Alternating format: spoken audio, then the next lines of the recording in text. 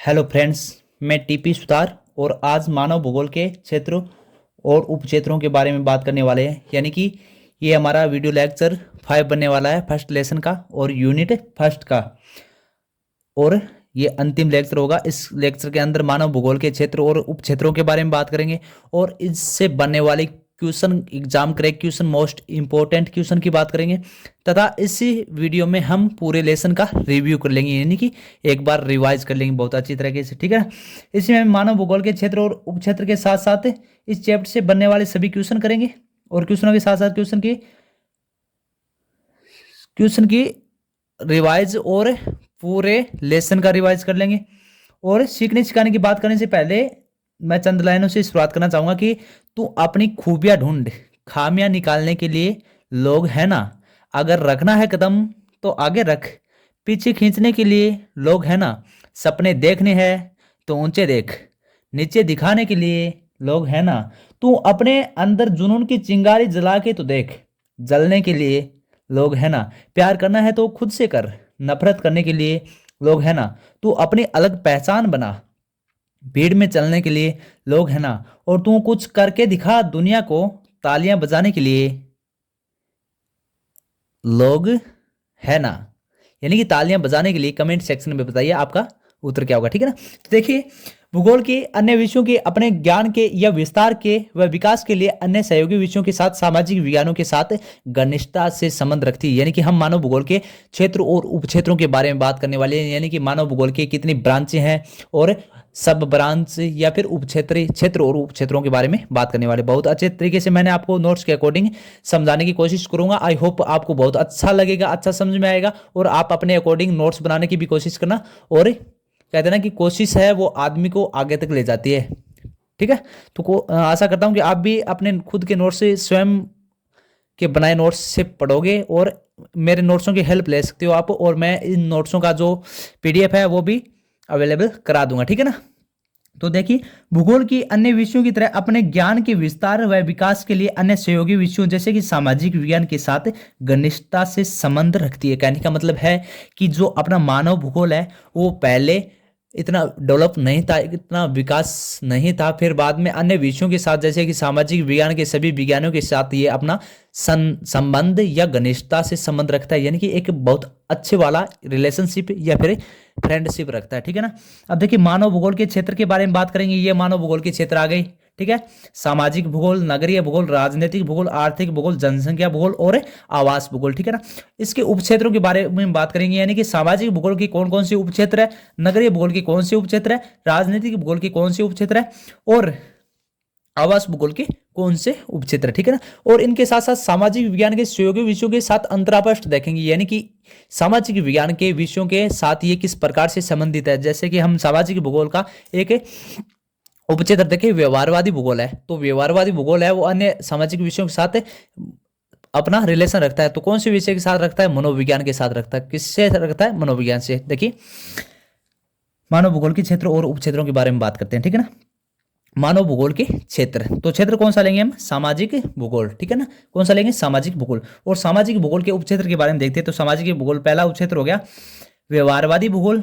कौन सा हो गया? व्यवहारवादी भूगोल। और व्यवहारवादी भूगोल अन्य सब्जेक्ट के साथ किस प्रकार अंतरापृष्ठ या इंटरफेस रखता है या अपना फ्रेंडशिप रखता है। ठीक है ना। तो वो व्यवहारवादी भूगोल है वो मनोविज्ञान से अपना ताल्लुकात या अपना संबंध रखता है। ठीक है ना। यानी कि मनोविज्ञान सब्जेक्ट है उससे अपना रिलेशन रखता है। यानी कि व्यवहारवादी भूगोल का वर्णन हमें मनोविज्ञान में पढ़ने को मिलता है। ठीक है ना। समझ गए होगे अब तो। सामाजिक कल्याण भूगोल है वो सामाजिक भूगोल का उपक्षेत्र हो गया। और सामाजिक कल्याण भूगोल है वो कल्याण अर्थशास्त्र में अपना रोल निभाता है या कल्याण अर्थशास्त्र में अपने सामाजिक कल्याण भूगोल को पढ़ सकते हैं या पढ़ने को मिलता है। ठीक है।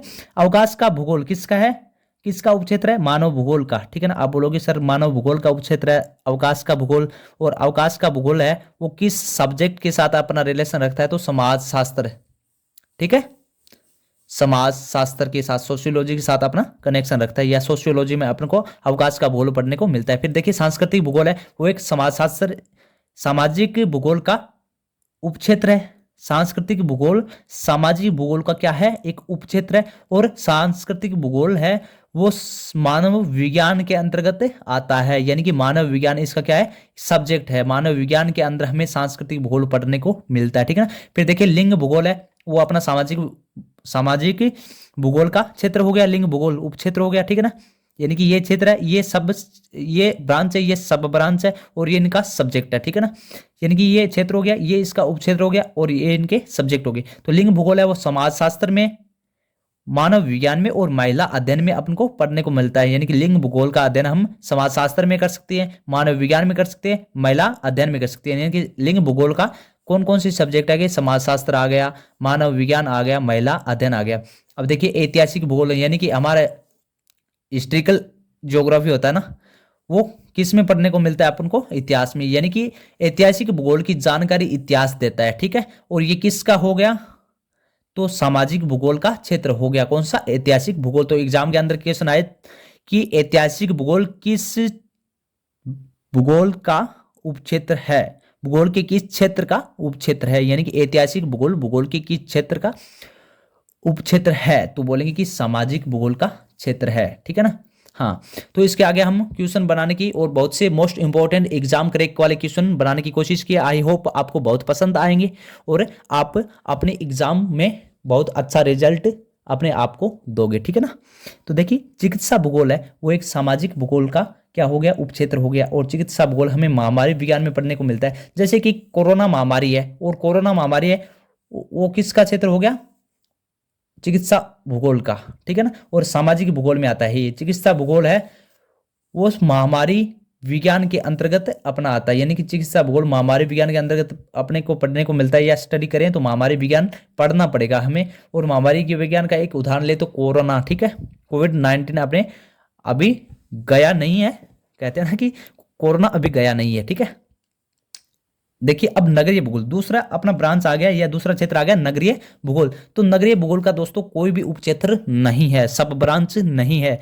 इसका अन्य विषयों के साथ संबंध किस किस के साथ है, तो नगरीय अध्ययन और नियोजन के लिए किया जाता है। नगरीय अध्ययन और नियोजन के लिए किया जाता है, यानी कि हम किसी नगर को किस प्रकार से व्यवस्थित करना है, उसका शेड्यूल किस प्रकार से करना है, या फिर उसको किस प्रकार से बसाना है, इस चीज का अध्ययन नगरीय अध्ययन और नियोजन है वो नगरीय भूगोल में आता है, ठीक है। अब बात करते हैं राजनीतिक भूगोल की, यानी कि भूगोल का क्षेत्र है राजनीतिक भूगोल। और राजनीतिक भूगोल है उसमें दो उपक्षेत्र है, एक तो निर्वाचन भूगोल और एक सैन्य भूगोल। यानी मिलिट्री जो अपन का ज्योग्राफी है वो है, और एक निर्वाचन ज्योग्राफी, ठीक है ना। अब देखिए राजनीतिक भूगोल है वो राजनीतिक विज्ञान में पढ़ने को मिलता है अपन को, ठीक है ना।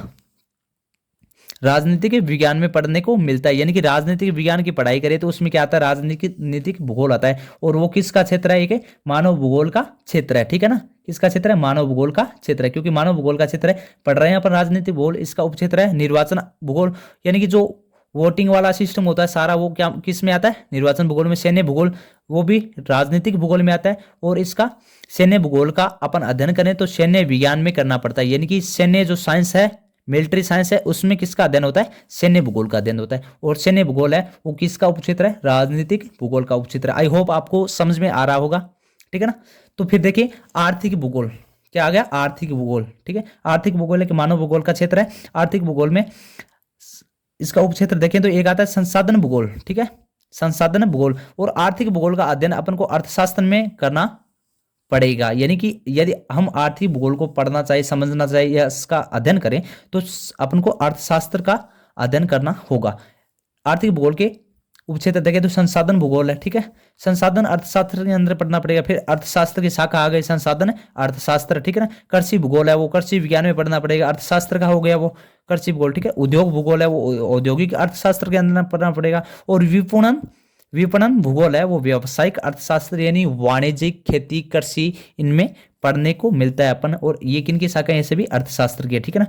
विपणन भूगोल आ गया अपना। अंतर्राष्ट्रीय व्यापार आ गया, क्या आ गया, अंतर्राष्ट्रीय व्यापार, यानी कि अंतर्राष्ट्रीय लेवल पर जो अपन बिजनेस करते हैं वो अंतर्राष्ट्रीय व्यापार में पढ़ने को मिलता है। और फिर इसके साथ साथ देखिए जनसंख्या भूगोल, अपना भूगोल का एक अलग से क्षेत्र कौन सा हो गया, जनसंख्या भूगोल। और जनसंख्या भूगोल है उसका कोई भी उपक्षेत्र नहीं है। तो और इसका अपन को अध्ययन किस में करना पड़ता है, जनांकी में, ठीक है ना। जनसंख्या भूगोल का अध्ययन जनांकिकी में होता है, यानी कि जो जनसंख्या गणना है, जनसंख्या गणना हो गया, जनसंख्या किस प्रकार वृद्धि होती है, जनसंख्या में बढ़ोतरी किस प्रकार से होती है, ये चीज सभी जनांकिकी बताती है हमें, ठीक है ना। और इसके बाद आता है आवास भूगोल। आवास भूगोल की कोई उपक्षेत्र नहीं है, ठीक है, और ये नगर या ग्राम नियोजन में आता है, यानी कि नगर या ग्राम को, यानी कि कोई भी शहर या फिर गांव को किस प्रकार बसाया जाना चाहिए या किस प्रकार बसता है, उसका अध्ययन है वो अपना आवास भूगोल बताता है। भूगोल का, मानव भूगोल का कौन सा क्षेत्र, आवास भूगोल क्षेत्र, ठीक है ना। किसके बारे में, नगर या ग्राम नियोजन के बारे में, यानी कि किस प्रकार से इसको शेड्यूलमेंट करना है, किस प्रकार से करना है, ठीक है ना। इसके बाद देखिए, हाँ, यदि आपको वीडियो पसंद आया तो लाइक किए बिना मत जाया करो, और कोई भी चीज़ में आपको तकलीफ हो किसी भी प्रकार की तो आप कमेंट सेक्शन के द्वारा पूछ लिया करो, क्योंकि कमेंट सेक्शन आपके लिए ही बना है भैया, ठीक है ना।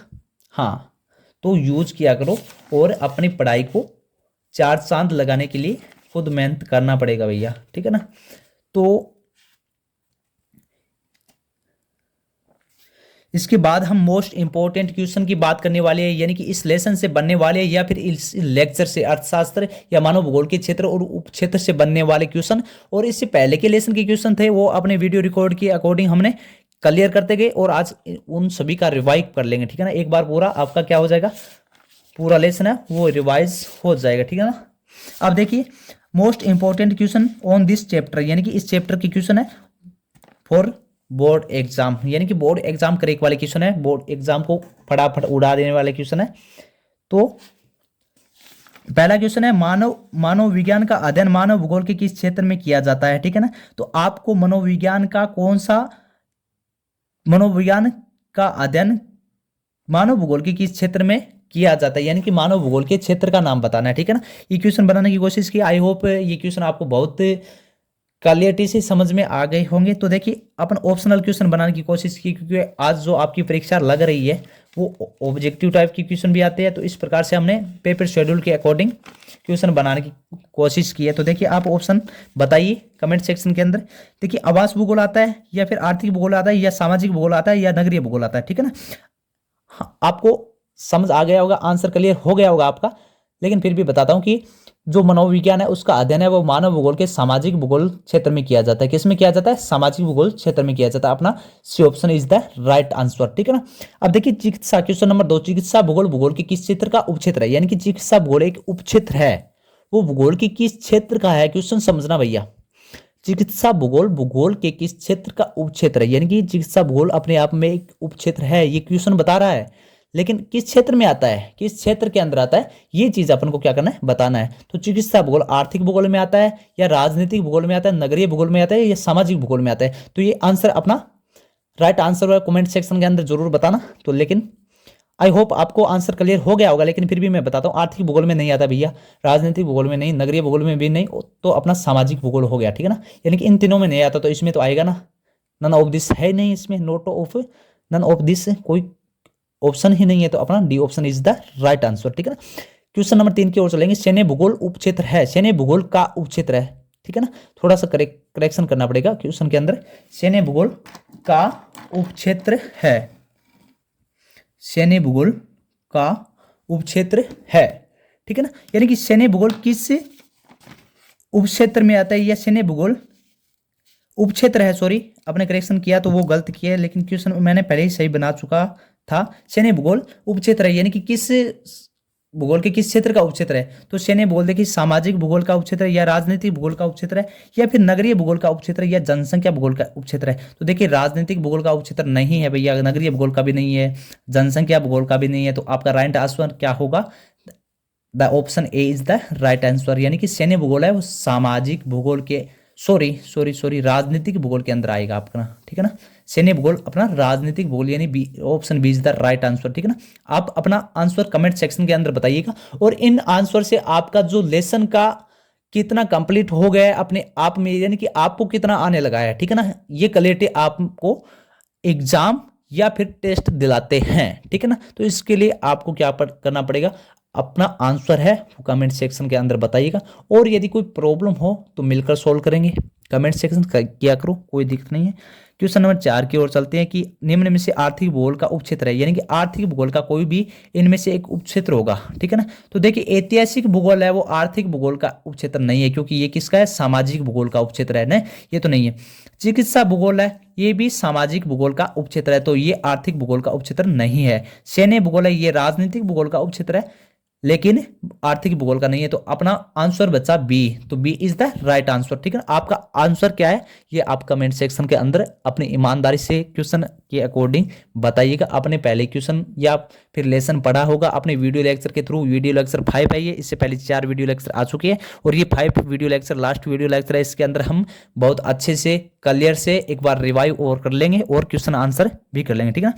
फिर देखिए क्वेश्चन नंबर 5, पर्यटन भूगोल उपक्षेत्र है। पर्यटन भूगोल किसका उपक्षेत्र है, ऐसा समझिए आप। पर्यटन भूगोल उपक्षेत्र है निम्न में से, यानी कि पर्यटन भूगोल नगरीय भूगोल का उपक्षेत्र है या आवास भूगोल का उपक्षेत्र है या आर्थिक भूगोल का उपक्षेत्र है या सामाजिक भूगोल का उपक्षेत्र है। तो भैया नगरीय भूगोल का तो नहीं है, ठीक है, सामाजिक भूगोल का भी नहीं है, आवास भूगोल इसमें और इसमें आपको डाउट हो गया होगा शायद तक, लेकिन मैं बताता हूँ, क्लियर कराता हूँ, आवास भूगोल भी नहीं है। तो अपना आर्थिक भूगोल पर्यटन भूगोल है वो आर्थिक भूगोल का उपक्षेत्र आता है, यानी कि आर्थिक भूगोल में आता है कौन सा, पर्यटन भूगोल, ठीक है। तो right answer the option C is the right answer, ठीक है ना। अब लॉन्ग टाइप क्वेश्चन बनाने की कोशिश की है मैंने कि मानव भूगोल के क्षेत्रों के नाम बताइए। मानव भूगोल के कौन कौन से कितने क्षेत्र है उनके सभी के नाम बताने हैं, सामाजिक भूगोल, राजनीतिक भूगोल, ठीक है, ऐतिहासिक भूगोल, पर्यटक ऐतिहासिक, आर्थिक भूगोल, राजनीतिक भूगोल, नगरीय भूगोल, सामाजिक भूगोल, आवास भूगोल, इस प्रकार से अपना ये क्वेश्चन भी हो गया। मानव भूगोल के 10 उपक्षेत्रों की नाम बताइए, ठीक है ना, यानी कि जो मानव भूगोल है उसके 10 कोई उपक्षेत्रों के नाम बताइए। तो 10 उपक्षेत्र अपने क्या हो जाएंगे, 10 उपक्षेत्र हो जाएंगे, आवास भूगोल, आर्थिक भूगोल, 10 उपक्षेत्र अलग से वो हो जाएंगे, ठीक है ना। चिकित्सा भूगोल, भूगोल ये हो जाएगा, ठीक है। अब देखिए आर्थिक भूगोल के उपक्षेत्रों के नाम बताइए। आर्थिक भूगोल है उसके उपक्षेत्रों के नाम बताइए। तो कृषि भूगोल, पर्यटक भूगोल, इस प्रकार से आपको वीडियो के पहले आपको ये क्वेश्चन क्लियर हो गया होगा, ठीक है ना। अब देखिए राजनीतिक भूगोल के कोई 2 उपक्षेत्रों के नाम बताइए। तो राजनीतिक भूगोल के 2 उपक्षेत्र मैं बताता हूँ, एक तो निर्वाचन भूगोल हो गया, ठीक है ना, जो वोटिंग वाला हो गया, और एक सैन्य भूगोल हो गया, यानी कि मिलिट्री वाला, ठीक है ना। अब देखिए क्वेश्चन 5 बनाने की कोशिश की कि रेडिकल विचारधारा का वर्णन कीजिए। रेडिकल विचारधारा क्या है, तो अपन ने वीडियो लेक्चर 4 में रेडिकल विचारधारा, अमूलवादी विचारधारा, ठीक है ना, मानवतावादी विचारधारा या व्यक्तिपरक विचारधारा के बारे में बहुत अच्छे से क्लियर कर लिया है और एक बार रिवाइव के लिए भी कर लेंगे। आई होप ये क्वेश्चन आपको बहुत अच्छे क्लियर से समझ में आ गए होंगे। और यदि आपको वीडियो पसंद आ रहा है तो वीडियो को लाइक जरूर कर देना और अपने साथी दोस्तों को भी शेयर कर देना। और इंडियन मैथ्स पे आप नए हो तो अपने YouTube channel Indian maths by TP Sutar को सब्सक्राइब कीजिएगा। अब देखिए एक बार से अपन रिवाइव कर लेते हैं, ठीक है ना, अच्छे तरीके से रिवाइव कर लेते हैं। ये तो हो गया अपना मानव भूगोल के क्षेत्र और उपक्षेत्र के बारे में, ठीक है। अब देखिए मानव भूगोल की परिभाषा और इससे पहले की शुरुआत से चलते हैं ठीक है। अपना इकाई फर्स्ट है, चैप्टर फर्स्ट है, मानव भूगोल प्रकृति एवं विषय क्षेत्र में, ठीक है ना। मानव भूगोल का अर्थ क्या बताता है, मानव भूगोल पृथ्वी और मानव के बीच के अंतर क्रिया या अनोन्य क्रिया के बारे में बताते हैं, यानी कि प्रकृति और मानव दोनों आपस में मिलजुल कर किस प्रकार रहते हैं, यही चीज अपन को मानव भूगोल बताता है। अर्थात मानव भूगोल प्रकृति तथा मानव का अध्ययन कराती है, ठीक है ना। यही समझो कि मानव भूगोल है वो मानव और प्रकृति के बीच की अनोन्य क्रिया के बारे में बताती है या फिर मानव की और प्रकृति का अध्ययन कराती है, ठीक है ना। मानव भूगोल में यह बताना है कि प्रकृति और मानव के बीच द्वैतता नहीं है, यानी कि मानव और प्रकृति को अलग नहीं किया जा सकता।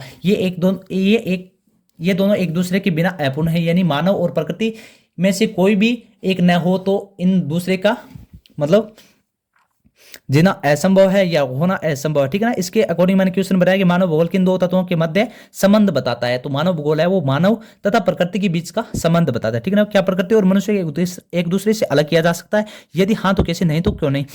लेकिन इसका आंसर होगा दोस्तों प्रकृति और मानव को एक दूसरे से अलग नहीं किया जा सकता, क्योंकि ये एक दूसरे की अनोन्य क्रिया पर डिपेंड करते हैं, एक दूसरे की अनोन्य क्रिया पर निर्भर करते हैं, ठीक है। और मानव का प्रकृतिकरण और प्रकृति का मानवीकरण है वो इस लेसन के अंदर हम आगे पढ़ने वाले, आपको पढ़ा भी दिया गया है, ठीक है ना, वीडियो लेक्चर 3 में, तो उसके अकॉर्डिंग हो जाएगा। और पारिस्थितिक तंत्र है ना अपना, मैंने बात बताई थी आपको कि पारिस्थितिक तंत्र यानी कि चूहा है, बिल्ली चूहे को खाती है, बिल्ली को कौन खाता है, कुत्ता खाता है। तो इस प्रकार ये श्रृंखला होती है, कुत्ते को कोई और जानवर खाता है। लेकिन यदि बिल्ली ने आप सोचिए यदि बिल्ली ने चूहे को खाना छोड़ दिया और बिल्ली को कुत्ते ने खाना छोड़ दिया तो इसकी संख्या बहुत ज़्यादा बढ़ जाएगी और ये अपनी प्रकृति के लिए एक घातक साबित हो सकता है।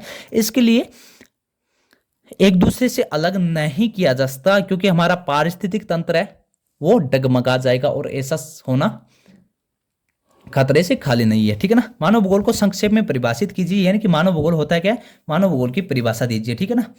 अब देखिए इसके आगे बात करते हैं अपन भूगोल की परिभाषाएं क्या होती है। यानी कि भूगोल पुराने जमाने में, आदिम जमाने में भूगोल जब तक विकसित नहीं हुआ था तब अलग अलग वैज्ञानिकों ने, अलग अलग भूगोलवेताओं ने, भूगोल का ज्ञान रखने वालों ने अपने अपने कथन दिए। यानी कि भूगोल इस प्रकार का होता है, मानव भूगोल ये होता है। ठीक है ना। तो इसके प्रकार से मानव भूगोल के लिए पहले आए रेटजेल के अनुसार बताया। रेटजेल नाम का एक भूगोलवेता था, उसने बताया तो उसने संश्लेषण के आधार पे इसका वर्णन किया। एलन सी सैंपल ने बताया तो उन्होंने अस्थिरता या परिवर्तनशीलता संबंधों के बारे में अध्ययन बताया। पॉल विडोल डी लोबलस के अनुसार भी मानव भूगोल की परिभाषा दी, यानी पॉल विडोल डी ने मानव भूगोल की परिभाषा दी। तो देखते हैं रेटजेल ने क्या कहा कि मानव भूगोल मानव समाज और धरातल पृथ्वी के बीच के संबंधों का संश्लेषित अध्ययन है। यानी कि रेटजेल ने बताया कि मानव भूगोल है वो मानव यानी मनुष्य और प्रकृति यानी कि हमारा पर्यावरण, इनके बीच का संश्लेषित यानी कि एक सार्थक मीनिंगफुल अध्ययन है। और रेटजेल ने अपनी परिभाषा में संश्लेषण पर जोर दिया। ठीक है ना। संश्लेषण क्या हुआ, एक सार्थक या मीनिंगफुल या अर्थ। ठीक है ना। एलन सी सैंपल ने क्या बताया कि एलन सी सैंपल ने बताया कि मानव भूगोल अस्थिर पृथ्वी यानी कि पृथ्वी को अस्थिर बताया और क्रियाशील मानव यानी कि क्रिएटिव या क्रियाशील मानव, अपन लोगों को क्रियाशील बताया कि बीच का परिवर्तनशील अध्ययन। यानी कि मानव अस्थिर पृथ्वी यानी कि प्रकृति अस्थिर है, घूमती रहती है अपने एक्स पर और मानव भी घूमता रहता है अपनी दुनिया में। ठीक है ना।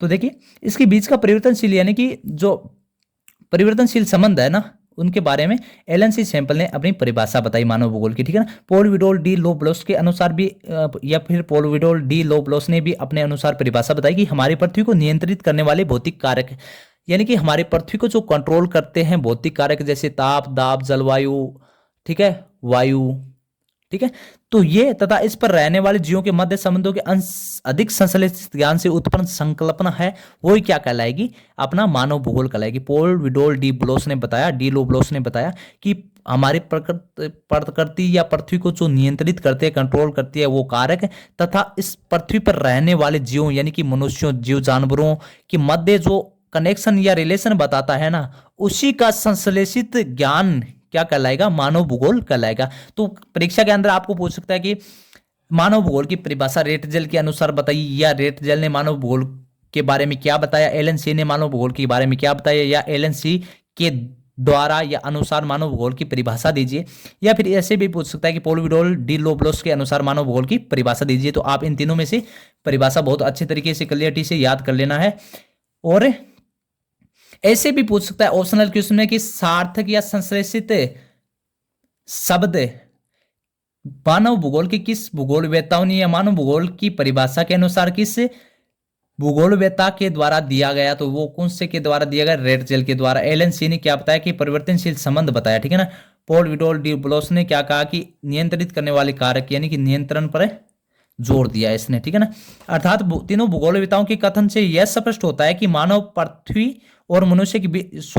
पृथ्वी और मनुष्य के बीच संबंधों की एक नई संकल्पना प्रस्तुत करता है। कहने का अर्थ है कि तीनों वैज्ञानिकों ने परिभाषा बताई और परिभाषा से यही अर्थ निकल के आता है कि जो अपना मानव भूगोल है वो एक मनुष्य और प्रकृति के बीच का संबंध है और इस संबंध से एक नई संकल्पना प्रस्तुत होती है, नया विचार आता है, नया अध्ययन होने का अर्थ निकलता है। भूगोलवेताओं के नाम याद करने की ट्रिक मैंने आपको समझाने की कोशिश की है कि रेत से जेल उठाओ और एलन सी सैंपल लो, या रेत से जेल उठाओ और एलन सी सैंपल को लगाओ और पॉल विडोल डी लोबलॉस पर ब्लास्ट कर दो। ठीक है ना।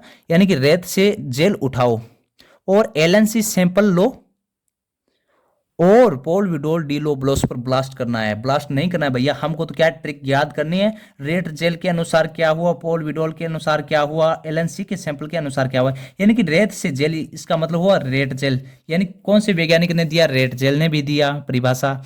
एलन सी सैंपल, रेत से जेल उठाओ और एलन सी सैंपल लो, यानी कि एलन किसी का नाम है, मेरे दोस्त का नाम है एलन से सैंपल उठाओ। ठीक है ना। तो एलन से सैंपल उठाने का मतलब हुआ कि एलन सी सैंपल ने भी एक परिभाषा दी, तो परिभाषा अपन को याद करना है। अपन क्या करें, वैज्ञानिक या भूगोलवेताओं के नाम की ट्रिक बनाई है, ठीक है ना। और पॉल विडोल डी लोबोस, यानी कि जो पॉल विडोल डी लोबोसन है, यानी इन्होंने अपने आप का नाम बहुत बड़ा रख दिया, बच्चों के लिए महामारी साबित हो गया है, याद करना। तो इस पर क्या करो, लाकर ब्लास्ट कर दो भैया, लेकिन अपन को ब्लास्ट नहीं करना है, ठीक है ना। क्या करना है, अपन को ट्रिक से इन वैज्ञानिकों या भूगोलवेताओं के नाम को याद करना है। ये नहीं कि रेटजेल ने दी क्या परिभाषा, एलन सी सैंपल ने दी, पॉल विडोल डी लोबोस ने भी मानव भूगोल के बारे में बताया, ठीक है ना। इसके बाद क्वेश्चन बनाने की कोशिश की और एग्जाम करेक्ट क्वेश्चन की ओर देखते हैं। मानव भूगोल की को परिभाषित कीजिए, तो अपने नोट्सों से भी आप अपने नोट्स खुद के बना सकते हो, और मैंने कहा है कि आपको ये नोट्स पीडीएफ के रूप में अवेलेबल करा दिए जाएंगे। यदि आप अच्छी तरीके से अपना रिस्पॉन्स या सपोर्ट करोगे मेरा, तो मैं बहुत अच्छे से आपका हेल्प करूंगा, ठीक है ना। रेट जल के अनुसार मानव भूगोल की परिभाषा बताइए, एलएनसी सैंपल के अनुसार मानव भूगोल की परिभाषा बताइए, और पॉल विडोल डी लोबोस ने मानव भूगोल के बारे में क्या बताया, ये भी आपको पूछ सकता है, ठीक है। इसके बाद देखिए मानव भूगोल की प्रकृति क्या होती है। मानव भूगोल भौतिक पर्यावरण तथा मानव निर्मित सामाजिक पर्यावरण के बीच से संबंधों का अध्ययन है, उसकी परस्पर अन्योन्य क्रिया के द्वारा करता है। यानी कि मानव भूगोल है वो भौतिक पर्यावरण, हमारे आसपास का जो इन्वायरमेंट होता है या हमारे आसपास की जो प्रकृति होती है उससे, तथा मानव निर्मित यानी मनुष्य कुछ ना कुछ से प्रकृति की देन है, प्रकृति हमें कुछ ना कुछ देती रहती है, और उसी का फायदा उठाकर या उसी अवसर से हम लोग क्या करते हैं, अपनी टेक्नोलॉजी में डेवलप करते हैं, विकास करते हैं, और पर्यावरण में या फिर प्रकृति में कुछ ना कुछ नया बनाने की कोशिश करते हैं। तो वो क्या हो जाएगा, अपना मानव का प्रकृति का मानवीकरण करते हैं हम। यानी कि मानव जो प्रकृति को देता है वो मानव का प्रकृति का मानवीकरण हो गया, और प्रकृति हमें जो देती है तो वो क्या कहलाता है, मानव का प्रकृतिकरण, यानी मानव के लिए दिया गया प्रकृति के द्वारा, ठीक है ना। तो ये चीज अपन आगे समझने वाले हैं, पिछले वीडियो लेक्चर में भी कर लिया है, हम ये रिवाइज पढ़ रहे हैं। तो अपना क्वेश्चन बनता है कि मानव भूगोल की प्रकृति के बारे में संक्षेप में बताइए। मानव भूगोल की प्रकृति किस प्रकार होती है। माने मानव भूगोल की प्रकृति है वो होती पर्यावरण व मानव निर्मित तत्वों के बीच का अध्ययन होता है, ठीक है ना। अब देखिए तथा उसके बीच होने वाले अन्योन्य क्रियाओं के बारे में बताती है। ये क्वेश्चन आपका यहाँ से क्लियर होता है। मानव का प्रकृतिकरण और प्रकृति का मानवीकरण ये क्या होता है, हमने अच्छे से पढ़ लिया है वीडियो लेक्चर 3 में, लेकिन फिर भी रिवाइव के लिए मानव का प्रकृतिकरण का अर्थ होता है, यानी कि मानव का प्रकृतिकरण का अर्थ होता है प्रकृति हमें या मनुष्यों को अवसर प्रदान करती है, यानी कि कुछ ना कुछ देती रहती है, जैसे कि वायु है, पेड़ पौधे है, हवा है, ये हमें कौन देता है, भूमि है, ठीक है। और पेड़ पौधों से होने वाली जो भी अपन को मतलब फल फ्रूट हो गए, सभी चीजें हैं वो प्रकृति द्वारा प्रदान की जाती है। तो हमें प्रकृति अवसर प्रदान करती है, और हम उस अवसर का फायदा उठाकर या उस अवसर से हमारी जो तकनीकी है उसका विकास करते हैं, यानी कि कुछ ना कुछ प्रकृति में करते रहते हैं। तो प्रकृति हमें अवसर देती है, और उसी अवसर को मानव का प्रकृतिकरण कहलाता है, यानी कि मानव को दिया गया उपहार, प्रकृति द्वारा उपहार है वो मानव को प्रकृति द्वारा दिया गया उपहार ही मानव का प्राकृतिकरण कहलाता है, ठीक है। अर्थात मनुष्य द्वारा प्रकृति का सतत निर्माण करना ही मानव का प्रकृतिकरण कहलाता है। प्रकृति का मानवीकरण का क्या अर्थ होता है कि हम लोग जो प्रकृति हमें अवसर प्रदान करती है उस अवसर का फायदा उठाकर या उस अवसर से हम हमारी तकनीकी को विकास करते हैं और प्रकृति में कुछ ना कुछ नया बनाने की कोशिश करते हैं। जैसे कभी कभार महासागरों में अपन ब्रिज बनाते हैं, ठीक है ना, अपन नहीं बनाते, लेकिन क्या करते हैं कि इलेक्ट्रॉनिक या फिर वैज्ञानिकों द्वारा बनाया जाता है, ठीक है, यानी कि वैज्ञानिकों द्वारा उसका शेड्यूल सेट किया जाता है, बनाते तो अलग लोग है, ठीक है ना। तो आवश्यकताओं को पूरा करते हैं, मानव द्वारा प्रकृति की आवश्यकताओं को पूरा करना, यानी कि हम लोग प्रकृति के लिए क्या करते हैं, तो हम लोग प्रकृति के लिए पेड़ पौधे लगाते हैं, हरी फसलें उगाते हैं, ठीक है ना, और इसके साथ साथ हम वन क्षेत्र और इसके और भी बहुत कुछ करते हैं प्रकृति के लिए, लेकिन प्रकृति हमारे लिए बहुत ज्यादा करती है, यानी कि हम प्रकृति के लिए 1% करें तो प्रकृति हमें कैशबैक 100% देती है, ठीक है ना। अतः ये कहना उचित होगा कि प्रकृति द्वारा मनुष्यों के लिए तथा मनुष्यों द्वारा प्रकृति के लिए एक दूसरे के पक्ष में किया गया निर्माण ही मानव का प्रकृतिकरण तथा प्रकृति का मानवीकरण कहलाता है। यानी कि मानव का प्रकृतिकरण और प्रकृति का मानवीकरण के बारे में बताइए, को समझाइए, क्या बीच के संबंध को बताइए, तो ये अपना जो आंसर है वो एकदम से फिट होता है। ये नहीं कि प्रकृति द्वारा मनुष्य के लिए तथा मनुष्य द्वारा प्रकृति के लिए एक दूसरे के पक्ष में किया गया कार्य है, यानी कि हम प्रकृति के पक्ष में करेंगे और प्रकृति हमारे पक्ष में करेगी, तो किया गया निर्माण ही मानव का प्रकृतिकरण हो गया और प्रकृति का क्या हो गया, मानवीकरण। आई होप आपको बहुत अच्छे से क्लियर हो गया होगा। मनुष्य अपनी तकनीकी की सहायता से अपने भौतिक पर्यावरण से अन्योन्य क्रिया करता है, यानी कि हम लोग कुछ ना कुछ करते रहते हैं, जैसे कि कहीं क्या बना दिया, कहीं कुछ बना दिया, कहीं बाउंड बना दिया, कहीं खड्डे लगाकर कुछ पानी इकट्ठा कर दिया, कहीं जोड़ बावड़ी बना दिया, ठीक है ना। तो अलग अलग चीज बनाते रहते हैं, ठीक है। ये महत्वपूर्ण नहीं है कि हम क्या बनाते हैं, क्या उत्पन्न करते हैं, लेकिन ये महत्वपूर्ण है, बल्कि यह अत्यंत महत्वपूर्ण है कि मनुष्य किन उपकरणों से या साधनों से और तकनीकी की सहायता से उत्पाद और निर्माण करता है। यानी कि हम क्या करते हैं ये इंपॉर्टेंट नहीं है, लेकिन हम किस तरीके से, किस संसाधन से, किस टेक्नोलॉजी से करते हैं, ये वेरी वेरी इंपॉर्टेंट है, ठीक है ना। इसके बाद देखिए, प्रौद्योगिकी तकनीकी समाज में प्राकृतिक विकास के स्तर को बढ़ावा देने वाली होती है। यानी कि जो हमारी टेक्नोलॉजी है वो हमारे समाज को या हमारी संस्कृति को आगे बढ़ाने के लिए उत्तरदायी होती है, या सांस्कृतिक विकास के स्तर को बढ़ावा देने के लिए उत्तरदायी होती है। इसलिए मानव प्रकृति के नियमों को बेहतर ढंग से समझने के बाद ही तकनीक का विकास कर पाया है। यानी कि हम लोगों को प्रकृति के नियमों का पता हो तो हम अपने आप में, हमारी संस्कृति में और सामाजिक वातावरण में, सामाजिक विज्ञान में बहुत अच्छे से डेवलप कर सकते हैं, वो उसको बढ़ावा दे सकते हैं। उदाहरण के लिए अग्नि की खोज के ने हमारे जीवन को जीने का तरीका आसान बना दी। यानी कि उष्मा घर्षण से अग्नि की खोज हुई और उस खोज ने आज हमारे जीवन को बहुत ही आसान बना दिया, हमें अलग अलग चीजें प्रदान की, तो उसके अकॉर्डिंग हमारा जीवन बहुत ही बेहतरीन और आसान हो गया। अतः प्रकृति का ज्ञान तकनीक को विकसित करने के लिए अत्यंत आवश्यक है। यानी कि हमें हमारी टेक्नोलॉजी को डेवलप करने के लिए या हमारी तकनीकी को, प्रौद्योगिकी को विकासशील बनाने के लिए, विकसित करने के लिए प्रकृति का संपूर्ण ज्ञान होना अत्यंत आवश्यक है, ठीक है ना। और विकसित तकनीकी मनुष्य पर प्रकृति की बंदिशों को कम करती है। यानी कि हमें प्रकृति का ज्ञान होगा तो प्रकृति द्वारा दिया गया श्राप हमें कुछ इफेक्ट नहीं डालेगा। यानी कि हमें प्रकृति कोई भी सीमा नहीं देगी, किसी भी प्रकार का कोई भी प्रकृति द्वारा हमारा आरोप नहीं लगाया जाएगा, ठीक है ना।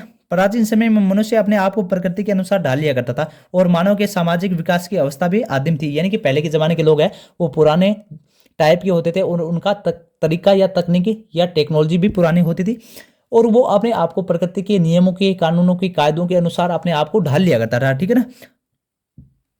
आदिम मानव समाज और प्रकृति की प्रबल शक्तियों के बीच की परस्पर क्रिया को पर्यावरणीय निश्चयवाद कहा जाता है। ये क्वेश्चन बहुत ही इंपॉर्टेंट क्वेश्चन है कि पर्यावरणीय निश्चयवाद किसे कहते हैं। तो आदिम मानव समाज और प्रकृति की प्रबल शक्तियों के बीच के परस्पर क्रिया, यानी कि पहले के जो मनुष्य थे, पुराने टाइप के मनुष्य, और प्रकृति की प्रबल शक्ति यानी कि प्रकृति के बीच के संबंध की परस्पर क्रिया, यानी कि उनके प्रकृति और मानव के, पुराने आदिम मानव और पुराने प्रकृति के बीच की जो प्रक्रिया थी या आपस में जो संबंध था, उसी को क्या कहते हैं, पर्यावरणीय निश्चयवाद कहा जाता है या कहा गया, ठीक है ना। तो ये क्वेश्चन एग्जाम करेक्ट क्वेश्चन में से कोई एक हो सकता है, ठीक है ना। तो ऑप्शनल क्वेश्चन में भी आपके 2022 में या फिर 2023 में आ सकता है, ठीक है ना। आदिम मानव प्रकृति के साथ अपना सामंजस्य बनाने के लिए प्रकृति के पक्ष में अपने आप को ढाल लिया करता था और प्रकृति को शक्तिशाली, बल पूज्य तथा सत्कार योग्य मानता था, क्योंकि मनुष्य अपने संसाधन जुटाने के लिए तथा सतत पोषण के लिए प्रकृति पर प्रत्यक्ष रूप से या सीधा निर्भर रहता था। यानी कि पहले जमाने के लोग हैं वो प्रकृति को एक पूजनीय देवता की तरफ या शक्तिशाली बल की तरह मानते थे, क्योंकि हर चीज उन्हें प्रकृति द्वारा दी जाती थी, सीधे प्रत्यक्ष रूप से प्रकृति पर डिपेंड या निर्भर रहते थे। लेकिन आज के लोग हैं वो पूरी तरह से प्रकृति पर निर्भर नहीं है, पूरी तरह निर्भर नहीं है, लेकिन निर्भर है, क्योंकि हम लोग प्रकृति के बिना रह नहीं सकते। पहले ही बताया दिया गया कि मानव को प्रकृति से और प्रकृति को मानव से अलग नहीं किया जा सकता, और यदि कर दिया जाता है तो क्या होता है कि हमारे बीच का जो पारिस्थितिक तंत्र है वो डगमगा जाएगा, और ऐसा होना हमारे लिए, जीवों के लिए खतरे से खाली नहीं है, ठीक है ना। इसके बाद देखिए क्वेश्चन बनाने की कोशिश की कि मानव के प्रकृतिकरण की परिभाषा दीजिए। यानी कि मानव का प्रकृतिकरण क्या होता है, प्रकृति का मानवीकरण क्या होता है, मानव भूगोल को परिभाषित कीजिए, मानव का प्राकृतिक तथा प्रकृति का मानवीकरण के मध्य संबंध को स्थापित कीजिए। तो इन सभी क्वेश्चनों का आंसर अपना वीडियो लेक्चर देता है, ठीक है। और वीडियो लेक्चर 3 फर्स्ट से लेकर 5 तक सभी क्वेश्चन का आंसर देता है, और पूरी किताब की प्रत्येक लाइन का भी आंसर देता है। तो मैंने खुद से नोट्स बनाए, तो उन नोट्सों में मैं कुछ भी नहीं छोड़ने की कोशिश की, मतलब बहुत कुछ शामिल करने की, बहुत अलग करने की, और बहुत कुछ अलग जोड़ने की भी कोशिश की। आपकी किताब है वो परिपूर्ण नहीं बताती है कोई चीज को, लेकिन फिर भी मैंने और ज्यादा आपको अवेलेबल कराने की कोशिश की, ठीक है ना। अब देखिए क्वेश्चन 5 मैंने बनाने की कोशिश की, पर्यावरणीय निश्चयवाद को संक्षेप में समझाइए। यानी कि पर्यावरणीय निश्चयवाद होता क्या है, ये अपने वीडियो लेक्चर के अंदर अपने जान लिया है, ठीक है। तो इसके आगे हम रिवाइव के लिए करेंगे कि समय के साथ लोग अपने पर्यावरण और प्रकृति के बारे में, प्रकृति के बलों के बारे में समझने लगे, यानी कि धीरे धीरे हम लोग है वो प्रकृति के नियमों को जानने लगे और परिणाम स्वरूप मानव की प्रौद्योगिकी यानी हमारी टेक्नोलॉजी है और अधिक बेहतर हो जाती है और जिससे उस समाज और संस्कृति का भी विकास होता है, यानी कि हमारी संस्कृति और समाज है तभी विकसित होगा जब हमें प्रकृति का ज्ञान होगा, ठीक है। और मानव की हर आवश्यकताएं पूरी होने लगी, यानी हमारी जो डिमांड थी वो प्रकृति पूरा करने लगी। तो और तकनीकी के माध्यम से प्रकृति का नव निर्माण करते हैं हम लोग। टेक्नोलॉजी से प्रकृति का क्या करते हैं, प्रकृति में कुछ ना कुछ करते रहते हैं और प्रकृति का नव निर्माण होने लगता है। यानी कि 2-4 साल बाद में किसी एरिया को देखें तो उसमें बहुत सी चेंजिंग होती, यानी कि बहुत सा परिवर्तन हुआ दिखाई देता है हमें। तो वह क्या होता है कि मनुष्य द्वारा प्रकृति का प्राकृतिकरण होता है, मनुष्य द्वारा या मानव द्वारा, प्रकृति का मानवीकरण हो गया, ठीक है ना। यानी कि मानव द्वारा प्रकृति पर क्या किया जाता है, प्रकृति के लिए क्या किया जाता है, वो प्रकृति का मानवीकरण हो जाता है तथा मानवीय क्रियाओं की अमिट छाप छोड़ती है और हम लोग कुछ ना कुछ नया करके हमारी पहचान छोड़ देते हैं। जैसा कि महासागरीय तल पर समुद्री मार्ग बनाना, हम लोग महासागरीय तल पर समुद्री मार्ग का निर्माण करते हैं तो वो क्या हो गया, मानव का, प्रकृति का मानवीकरण हो गया। अंतरिक्ष में उपग्रह, शहर एवं नगरों को बसाना, ये भी क्या हो गया, प्रकृति का मानवीकरण हो गया। तो प्रकृति के मानवीकरण का कोई उदाहरण पूछे तो ये उदाहरण अपने सेटिस्फाइड होते हैं। और इसी मानव तथा प्रकृति के बीच की अंतरक्रिया को प्राचीन विद्वानों ने संभववाद कहा, क्योंकि हमने कुछ ना कुछ प्रकृति के लिए करते रहते हैं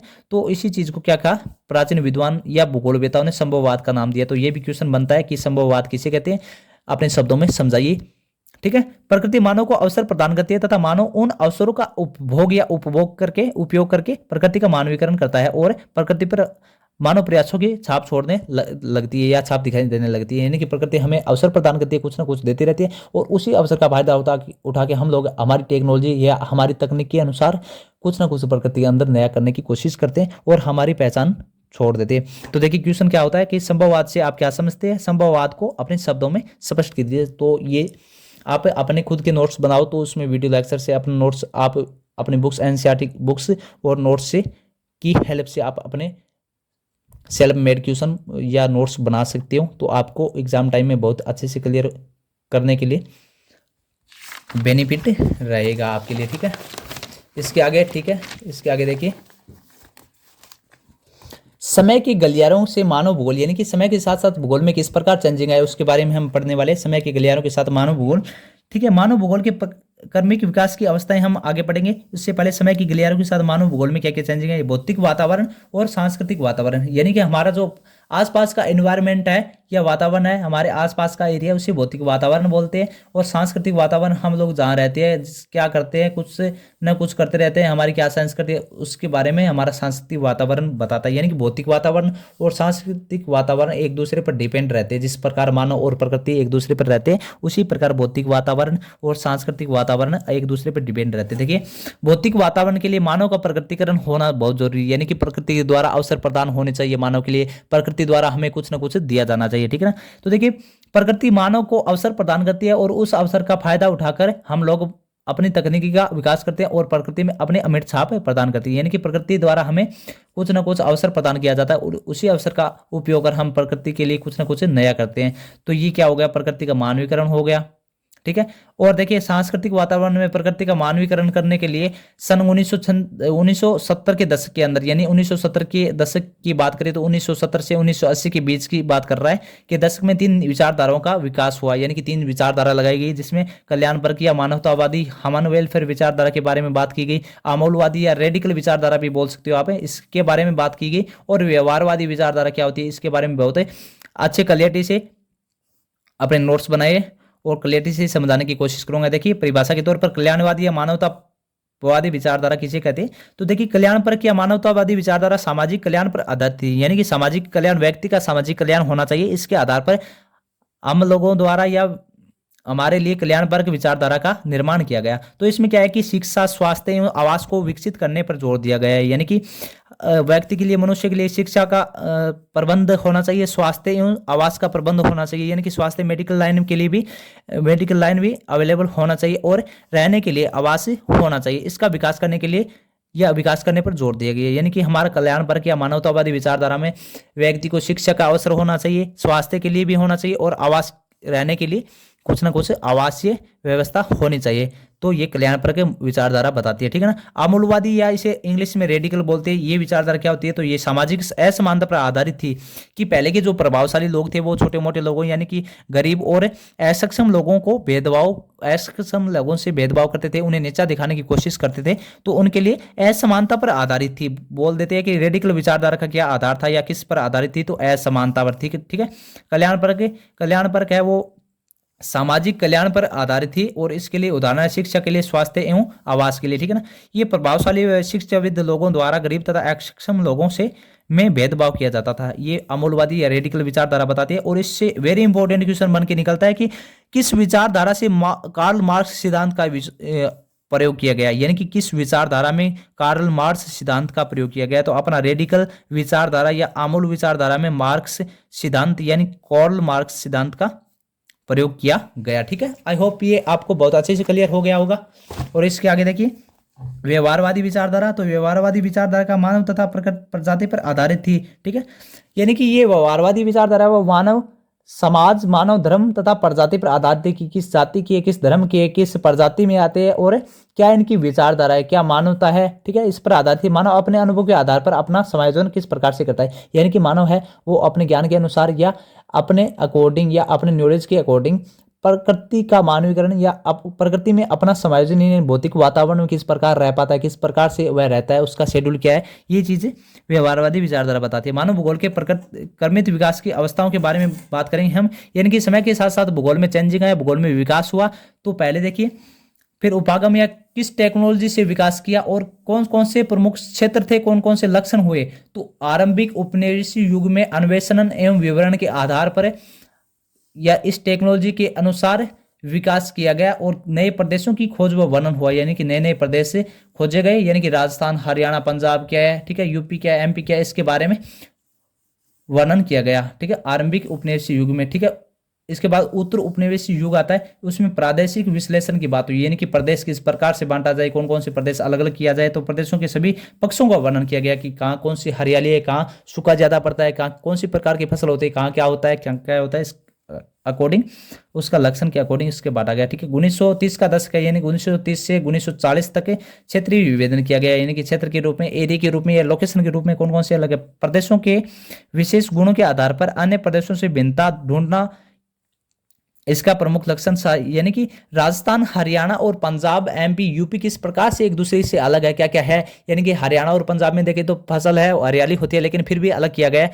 तो ये चीजें 1930 का दशक है, हमें क्षेत्रीय विभेदन की टेक्नोलॉजी के अनुसार अलग करने का विचार आया। 1950 व 1960 का दशक, यानी 1950 से 1960 और 1960 से 1970 के बीच में क्षेत्रीय संगठन हुआ। और क्षेत्रीय संगठन का लक्षण क्या हुआ कि सांख्यिकी विधियों का प्रयोग किया गया कि मानव भूगोल का जो विकास है या डेवलपमेंट है वो एक मैथमेटिक्स यानी कि मात्रात्मक क्रांति के आधार पर, माध्य के बहुलक माध्यिका के आधार पर, जो अपने मैथमेटिक्स के अंदर आप पढ़ के आए होंगे शायद, तो उस चीज के आधार पर हुआ, ठीक है ना। किसका विकास है, मानव भूगोल का विकास। 1970 का दशक बताता है कि तीन नई विचारधाराओं का आगमन हुआ है, यानी कि विचारधारा हम पढ़ के आइए, मानवतावादी विचारधारा, आमूलवादी या रेडिकल विचारधारा और व्यवहारवादी विचारधारा। तो इन विचारधाराओं से क्या हुआ कि सामाजिक व राजनीतिक रूप से प्रभावित होने लगा, यानी कि समाज के लिए, राजनीति के लिए और मानव के लिए ये चीजें, यानी कि तीनों विचारधारा एक वरदान साबित हुई। पहले क्या था कि क्षेत्रीय संगठन के लिए सांख्यिकी यानी मैथमेटिक्स के अकॉर्डिंग मानव भूगोल का विकास करने लगे। तो फिर मानव ने कहा कि हमको मत छोड़ो, हमको छोड़ोगे तो प्रकृति पीछे की ओर या मानव भूगोल में डेवलप नेगेटिव हो सकता है, यानी कि मानव को भूल गए हो और आप अलग अलग टेक्नोलॉजी का विकास करने लगे हो, तो हो सकता है कि मानव भूगोल है वो विकास ना हो। तो इसके अकॉर्डिंग 1970 में तीन विचारधाराओं का आगमन हुआ और ये फिर मानव सामाजिक और राजनीतिक रूप से अधिक प्रभावित हुई, यानी कि मानव के लिए वरदान साबित हुई। 1990 का दशक में उत्तर आधुनिकतावाद आया और उसमें वैश्विक सिद्धांतों को स्थानीय रूप से समझने लगा कि किस देश में, दूसरे देशों से हम फसल उगाना सीखे, दूसरे देशों में क्या क्या होता है, हमारे होता है या नहीं होता है, होता है तो किस प्रकार की फसल उगती है, किस प्रकार की मिट्टी में कौन सा फसल उपयोगी होती है, इसके बारे में हम 1900 दशक से उत्तर आधुनिकतावाद युग से अपने ये चीज सीखी और अपनी मानव भूगोल में टेक्नोलॉजी या मानव भूगोल के विकास में अहम योगदान निभाया। एग्जाम का क्वेश्चन की बात करूं तो मानवतावादी विचारधारा के बारे में बताइए, रेडिकल विचारधारा क्या थी, या किस विचारधारा में कार्ल मार्क्स सिद्धांत का प्रयोग किया जाता है। वेरी वेरी इंपॉर्टेंट क्वेश्चन है, ठीक है। व्यवहारवादी विचारधारा क्या है, इसका आधार बताते हुए संक्षेप में स्पष्ट कीजिए। यानी कि व्यवहारवादी विचारधारा है, उसका परिभाषा बताना और किस आधार पर, तो सामाजिक, धर्म, मानवता और प्रजाति के आधार पर है, ठीक है। इसके बाद है कि हमने आज मानव भूगोल के क्षेत्र और उपक्षेत्र के बारे में बात कर लिया है, ठीक है। और इसके बाद हम एग्जाम करे क्वेश्चन के बारे में भी बात कर लिया है। तो ये lesson chapter number first, unit first आपकी क्लियर होती है। Video lecture 5 last video lecture है। और यही कहूँगा कि अगर आप में दम होना तो दुनिया की कोई भी ताकत ऐसी नहीं है कि आपको हरा सके। यानी कि अपने आप में आग जगाने की ज़रूरत है, अपने आप को मोटिवेट करने की ज़रूरत है। आप डीमोटिवेट मत होया करो, ठीक है ना। मेहनत तो करना पड़ेगा, मेहनत के बिना इस दुनिया में आपको कोई भी आगे नहीं जाने देगा।